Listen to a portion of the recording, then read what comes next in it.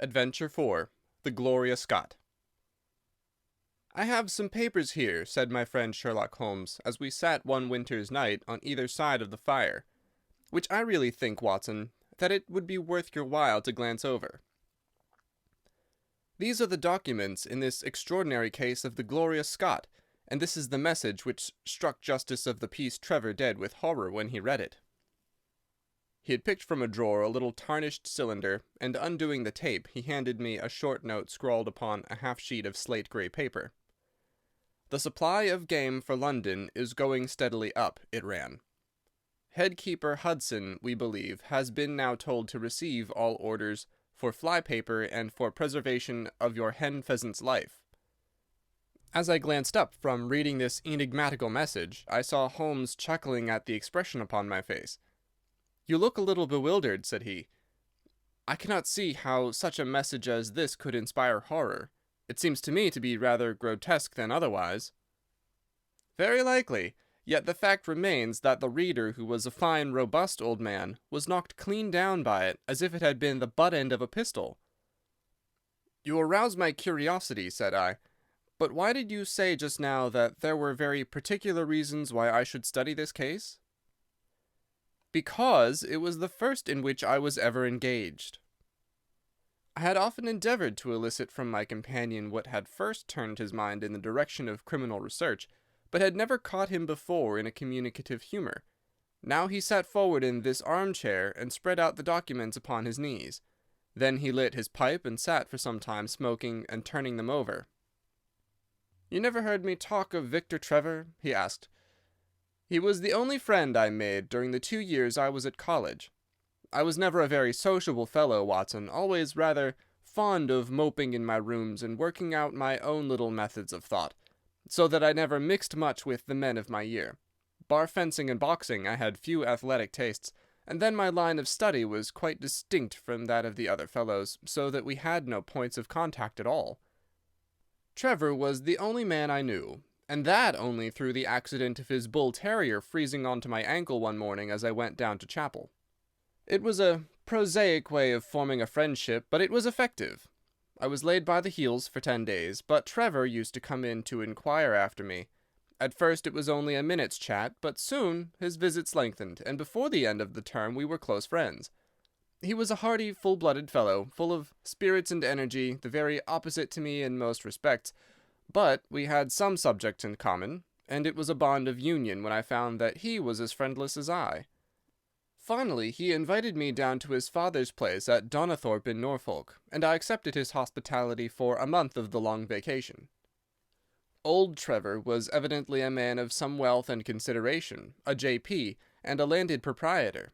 Donnithorpe is a little hamlet just to the north of Langmere, in the country of the Broads.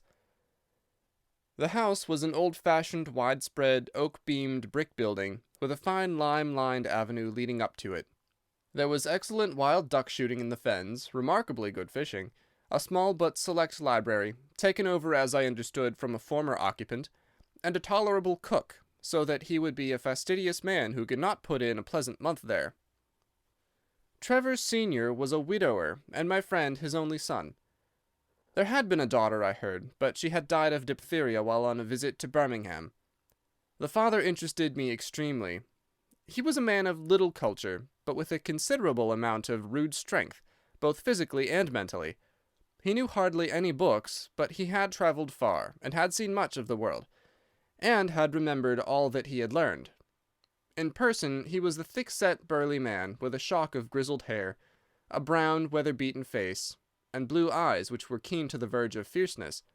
Yet he had a reputation for kindness and charity on the countryside, and was noted for the leniency of his sentences from the bench.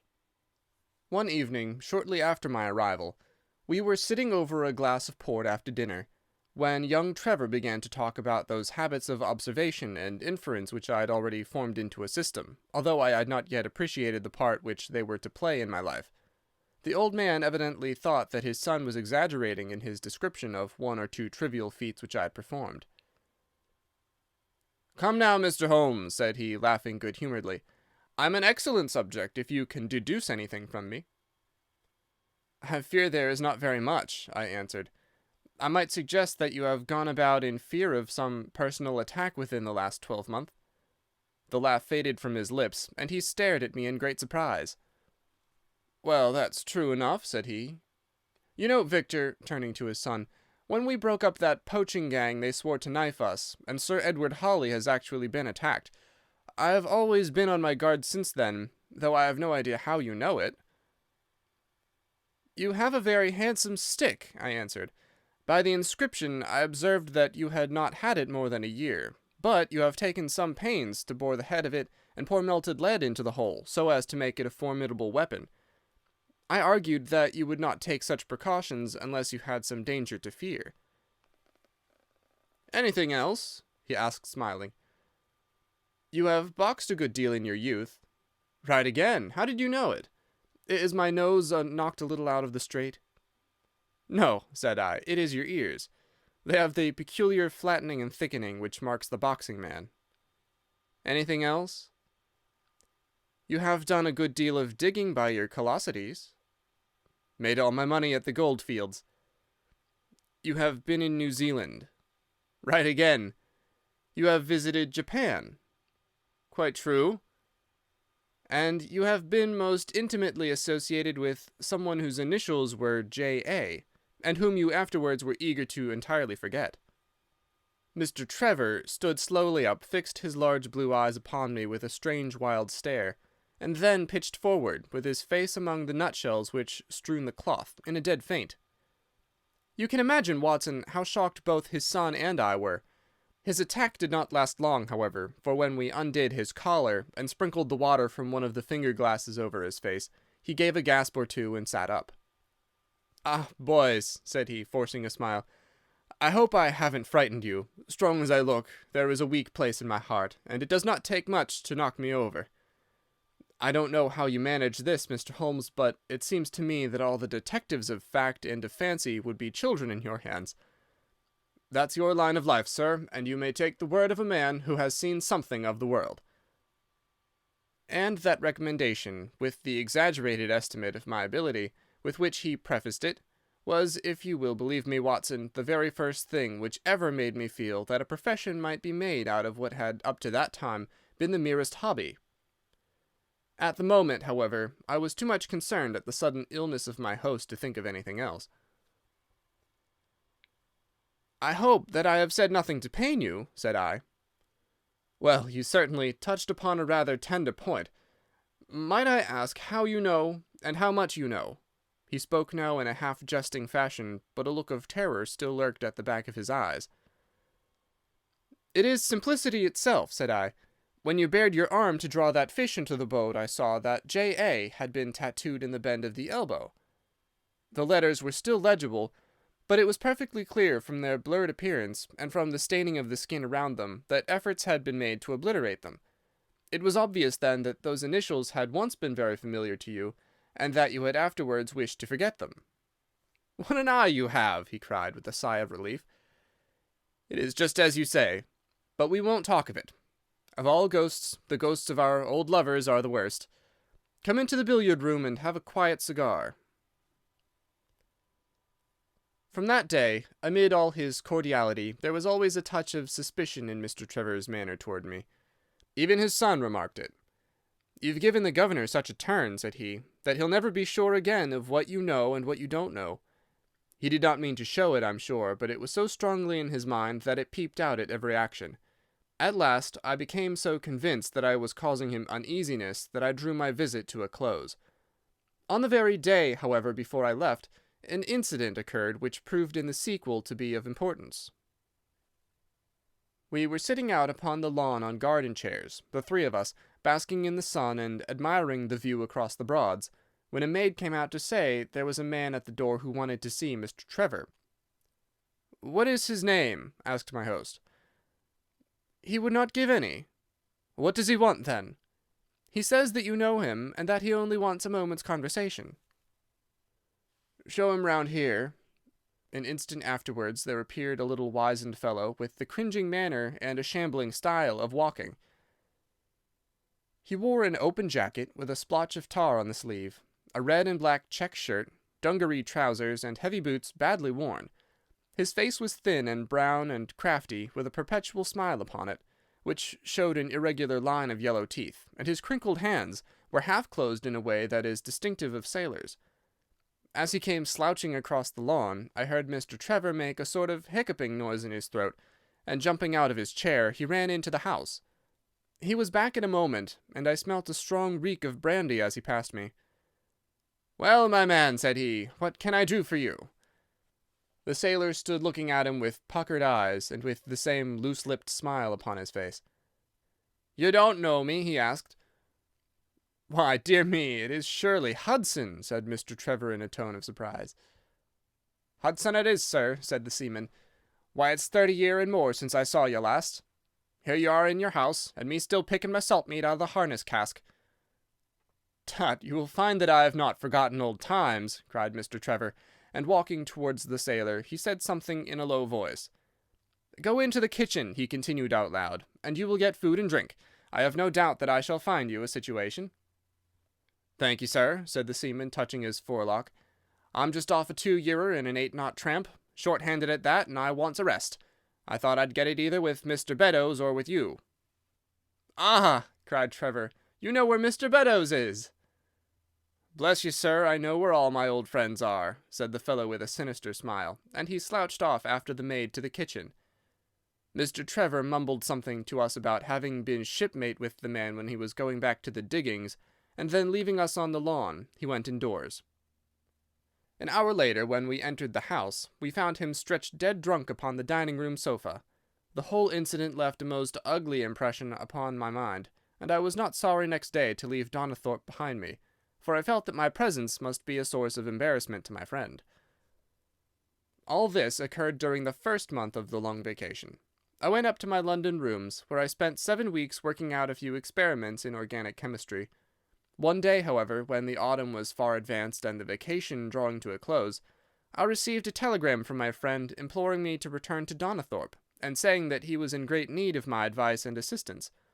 Of course I dropped everything and set out for the north once more. He met me with the dog-cart at the station, and I saw at a glance that the last 2 months had been very trying ones for him. He had grown thin and careworn, and had lost the loud, cheery manner for which he had been remarkable. "The governor is dying," were the first words he said. "Impossible!" I cried. "What is the matter?" "Apoplexy, nervous shock. He's been on the verge all day. I doubt if we shall find him alive." I was, as you may think, Watson, horrified at this unexpected news. "What has caused it?" I asked. "Ah, that's the point. Jump in and we can talk it over while we drive. You remember that fellow who came upon the evening before you left us?" "Perfectly." "Do you know who it was that we let into the house that day?" "I have no idea." "It was the devil, Holmes," he cried.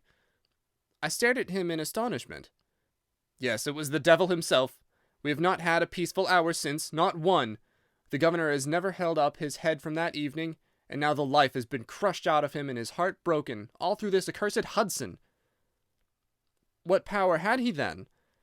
"Ah, that is what I would give so much to know. The kindly, charitable, good old governor. How could he have fallen into the clutches of such a ruffian? But I am so glad that you have come, Holmes. I trust very much to your judgment and discretion, and I know that you will advise me for the best." We were dashing along the smooth white country road, with the long stretch of the Broads in front of us glimmering in the red light of the setting sun. From a grove upon our left I could already see the high chimneys and the flagstaff which marked the squire's dwelling. "My father made the fellow gardener," said my companion, "and then, as that did not satisfy him, he was promoted to be butler. The house seemed to be at his mercy, and he wandered about and did what he chose in it. The maids complained of his drunken habits and his vile language. The dad raised their wages all round to recompense them for their annoyance. The fellow would take the boat and my father's best guns and treat himself to little shooting trips, and all this with such a sneering, leering, insolent face that I would have knocked him down 20 times over if he had been a man of my own age. I tell you, Holmes, I've had to keep a tight hold upon myself all this time, and now I'm asking myself whether, if I had let myself go a little more, I might not have been a wiser man.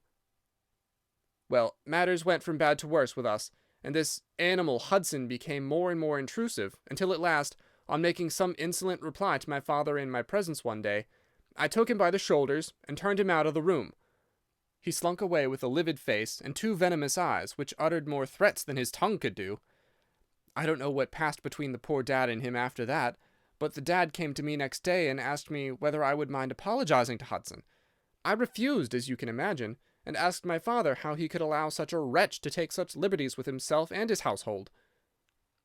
"Ah, my boy," said he, "it is all very well to talk, but you don't know how I am placed. But you shall know, Victor. I'll see that you shall know, come what may. You wouldn't believe harm of your poor old father, would you, lad?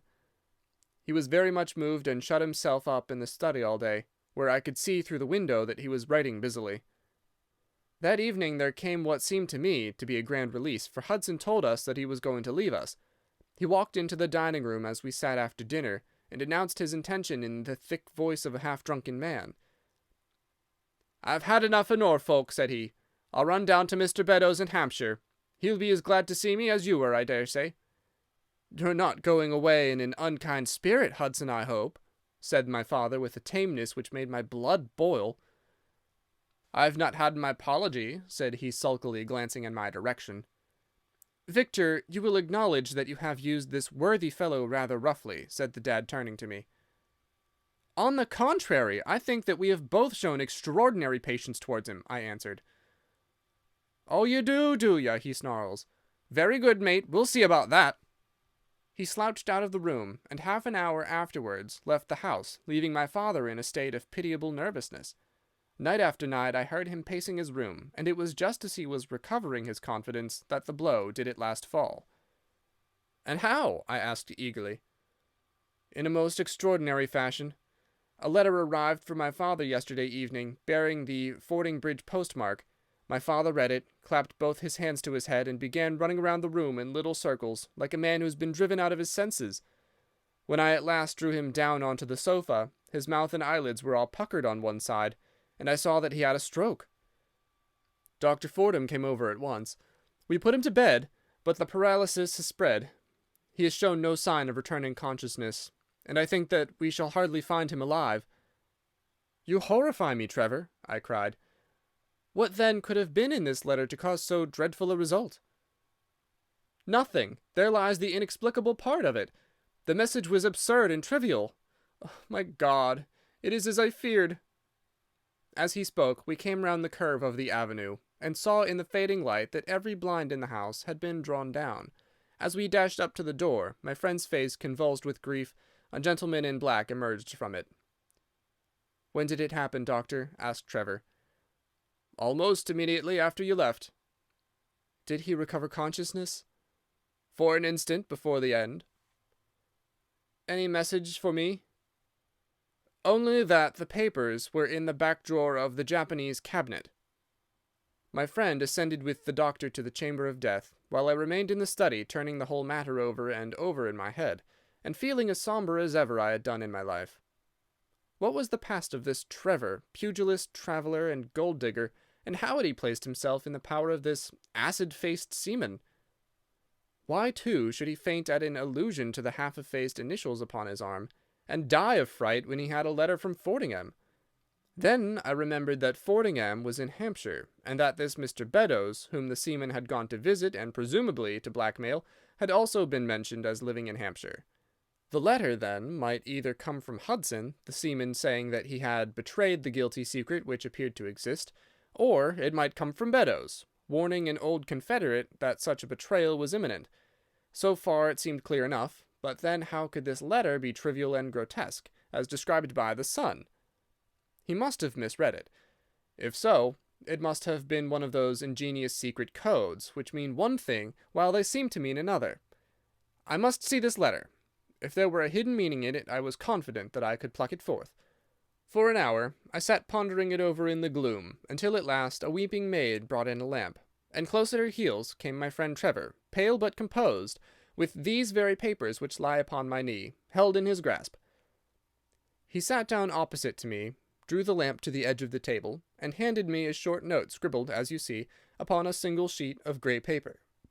"The supply of game for London is going steadily up," it ran. "Headkeeper Hudson, we believe, has been now told to receive all orders for fly paper and for preservation of your hen pheasant's life." I dare say my face looked as bewildered as yours did just now when first I read this message. Then I reread it very carefully. It was evidently as I had thought, and some secret meaning must lie buried in this strange combination of words. Or could it be that there was a prearranged significance to such phrases as fly-paper and hen-pheasant? Such a meaning would be arbitrary, and could not be deduced in any way. And yet I was loath to believe that this was the case, and the presence of the word Hudson seemed to show that the subject of the message was as I had guessed, and that it was from Beddoes rather than the sailor. I tried it backwards, but the combination life pheasant's hen was not encouraging. Then I tried alternate words, but neither the of for nor supply game London promised to throw any light upon it. And then, in an instant, the key of the riddle was in my hands, and I saw that every third word, beginning with the first, would give a message which might well drive old Trevor to despair. It was short and terse, the warning, as I now read it to my companion. The game is up. Hudson has told all. Fly for your life. Victor Trevor sank his face into his shaking hands. It must be that, I suppose, said he. This is worse than death, for it means disgrace as well. But what is the meaning of these head-keepers and hen-pheasants? It means nothing to the message, but it might mean a good deal to us if we had no other means of discovering the sender. You see that he has begun by writing "the game is," and so on. Afterwards he had, to fulfill the prearranged cipher, to fill in any 2 words in each space. He would naturally use the first words which came to his mind, and if there were so many which referred to sport among them, you may be tolerably sure that he is either an ardent shot or interested in breeding. Do you know anything of this Beddoes? Why, now that you mention it, said he, I remember that my poor father used to have an invitation from him to shoot over his preserves every autumn. Then it is undoubtedly from him that the note comes, said I.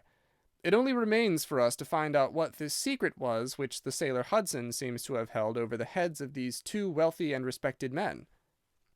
Alas, Holmes, I fear that it is one of sin and shame, cried my friend, but from you I shall have no secrets. Here is the statement which was drawn up by my father when he knew that the danger from Hudson had become imminent. I found it in the Japanese cabinet, as he told the doctor. Take it and read it to me, for I have neither the strength nor the courage to do it myself. These are the very papers, Watson, which he handed to me, and I will read them to you, as I read them in the old study that night to him. They are endorsed outside, as you see. Some particulars of the voyage of the bark Gloria Scott, from her leaving Falmouth on the 8th October, 1855, to her destruction in north latitude 15 degrees 20 minutes, west longitude 25 degrees 14 minutes, on November 6th. It is in the form of a letter, and runs in this way. My dear, dear son, now that approaching disgrace begins to darken the closing years of my life, I can write with all truth and honesty that it is not the terror of the law, it is not the loss of my position in the county, nor is it my fall in the eyes of all who have known me, which cuts me to the heart, but it is the thought that you should come to blush for me. You who love me, and who have seldom, I hope, had reason to do other than respect me. But if the blow falls which is forever hanging over me, then I should wish you to read this, that you may know straight from me how far I have been to blame.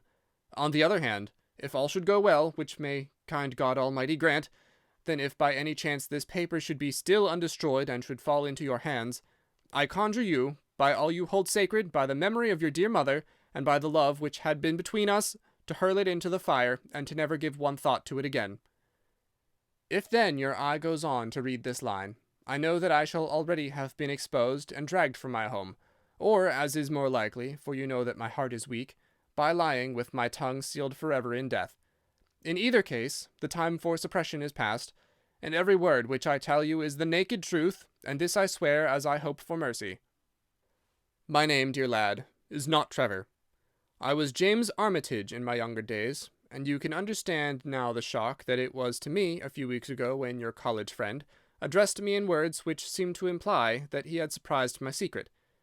As Armitage, it was that I entered a London banking-house, and as Armitage, I was convicted of breaking my country's laws, and was sentenced to transportation. Do not think very harshly of me, laddie.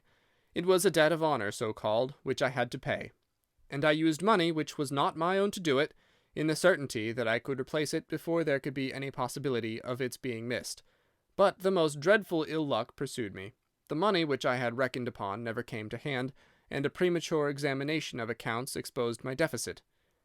The case might have been dealt leniently with, but the laws were more harshly administered 30 years ago than now, and on my 23rd birthday I found myself chained as a felon with 37 other convicts in 'tween decks of the bark Gloria Scott, bound for Australia. It was the year '55, when the Crimean War was at its height, and the old convict ships had been largely used as transports in the Black Sea. The government was compelled, therefore, to use smaller and less suitable vessels for sending out their prisoners. The Gloria Scott had been in the Chinese tea trade, but she was an old-fashioned, heavy-bowed, broad-beamed craft, and the new clippers had cut her out. She was a 500-ton boat, and besides her 38 jailbirds, she carried 26 of a crew, 18 soldiers, a captain, 3 mates, a doctor, a chaplain, and 4 warders. Nearly 100 souls were in her, all told, when we set sail from Falmouth. The partitions between the cells of the convicts, instead of being of thick oak as is usual in convict ships, were quite thin and frail. The man next to me upon the aft side was one whom I had particularly noticed when we were led down the quay. He was a young man with a clear, hairless face, a long, thin nose, and a rather nutcracker jaws. He carried his head very jauntily in the air, had a swaggering style of walking, and was, above all else, remarkable for his extraordinary height. I don't think any of our heads would have come up to his shoulder, and I am sure that he could not have measured less than 6½ feet. It was strange among so many sad and weary faces to see one which was full of energy and resolution. The sight of it was to me like a fire in a snowstorm. I was glad then to find that he was my neighbour, and gladder still when, in the dead of the night, I heard a whisper close to my ear, and found that he had managed to cut an opening in the board which separated us. "Hello, chummy," said he. "What's your name, and what are you here for?" I answered him, and asked in turn who I was talking with. "I'm Jack Prendergast," said he, "and by God, you'll learn to bless my name before you've done with me." I remembered hearing of this case, for it was one which had made an immense sensation throughout the country, some time before my own arrest. He was a man of good family and of great ability, but of incurably vicious habits, who had by an ingenious system of fraud obtained huge sums of money from the leading London merchants. "Ha, ha! You remember my case," said he proudly. "Very well, indeed." "Then maybe you remember something queer about it." "What was that, then?" "I'd had nearly $250,000, hadn't I?" "So it was said." "But none was recovered, eh?" "No." "Well, where do you suppose the balance is?" he asked. "I have no idea," said I. "Right between my finger and thumb," he cried. "By God, I've got more pounds to my name than you've hairs on your head, and if you've money, my son, and know how to handle it and spread it, you can do anything. Now, you don't think it likely that a man who could do anything is going to wear his breeches out sitting in the stinking hold of a rat-gutted, beetle-ridden, mouldy old coffin of a chin-china coaster. No, sir, such a man will look after himself, and will look after his chums. You may lay to that. You hold on to him, and you may kiss the book that he'll haul you through." That was his style of talk, and at first I thought it meant nothing, but after a while, when he had tested me and sworn me in with all possible solemnity, he let me understand that there really was a plot to gain command of the vessel. A dozen of the prisoners had hatched it before they came aboard. Prendergast was the leader, and his money was the motive power. "I'd a partner," said he, "a rare good man, as true as a stock to a barrel. He's got the dibs, he has, and where do you think he is at this moment? Why, he is the chaplain of this ship, the chaplain, no less. He came aboard with a black coat and his papers right, and money enough in his box to buy the thing right up from his keel to main truck. The cruiser is, body and soul. He could buy him at so much a gross with a cash discount, and he did it before ever they signed on. He's got 2 of the warders and Mirror, the second mate, and he'd get the captain himself if he thought him worth it." "What are we to do, then?" I asked. "What do you think?" said he. "We'll make the coats of some of these soldiers redder than ever the tailor did." "But they're armed," said I. "And so shall we be, my boy. There's a brace of pistols for every mother's son of us, and if we can't carry this ship with the crew at our back, it's time we were all sent to a young Mrs. boarding school. You speak to your mate upon the left tonight, and see if he is to be trusted." I did so, and found my other neighbour to be a young fellow in much the same position as myself, whose crime had been forgery. His name was Evans, but he afterwards changed it, like myself, and he is now a rich and prosperous man in the south of England. He was ready enough to join the conspiracy, as the only means of saving ourselves, and before we had crossed the bay, there were only 2 of the prisoners who were not in the secret. One of these was of weak mind, and we did not dare to trust him, and the other was suffering from jaundice, and could not be of any use to us. From the beginning, there was really nothing to prevent us from taking possession of the ship. The crew were a set of ruffians, specially picked for the job. The sham chaplain came into our cells to exhort us, carrying a black bag, supposed to be full of tracts, and so often did he come that by the 3rd day we had each stowed away at the foot of our beds a file, a brace of pistols, a pound of powder, and 20 slugs. 2 of the warders were agents of Prendergast, and the second mate was his right-hand man. The captain, the 2 mates, 2 warders, Lieutenant Martin, his 18 soldiers, and the doctor were all that we had against us. Yet, safe as it was, we determined to neglect no precaution, and to make our attack suddenly by night. It came, however, more quickly than we expected, and in this way. One evening, about the 3rd week after our start, the doctor had come down to see one of the prisoners who was ill, and putting his hand down on the bottom of his bunk, he felt the outline of the pistols. If he had been silent, he might have blown the whole thing, but he was a nervous little chap, and so he gave a cry of surprise, and turned so pale that the man knew what was up in an instant, and seized him. He was gagged before he could give the alarm, and tied down upon the bed. He had unlocked the door that led to the deck, and we were through it in a rush. The 2 sentries were shot down, and so was a corporal who came running to see what was the matter. There were 2 more soldiers at the door of the stateroom, and their muskets seemed not to be loaded, for they never fired upon us, and they were shot while trying to fix their bayonets. Then we rushed out into the captain's cabin, but as we pushed open the door there was an explosion from within, and there he lay with his brains smeared over the chart of the Atlantic, which was pinned upon the table, while the chaplain stood with a smoking pistol in his hand at his elbow.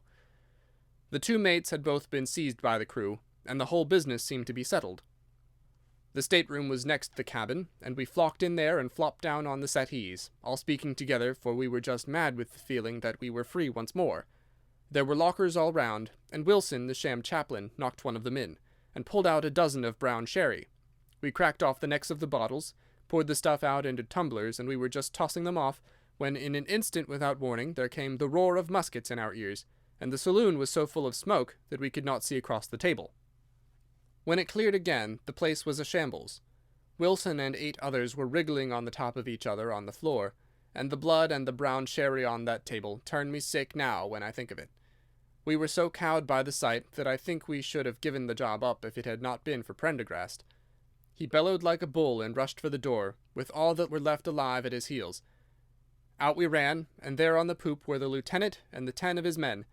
The swing skylights above the saloon table had been a bit open, and they had fired on us through the slit. We got on them before they could load, and they stood to it like men, but we had the upper hand of them, and in 5 minutes it was all over. My God, was there ever a slaughterhouse like that ship?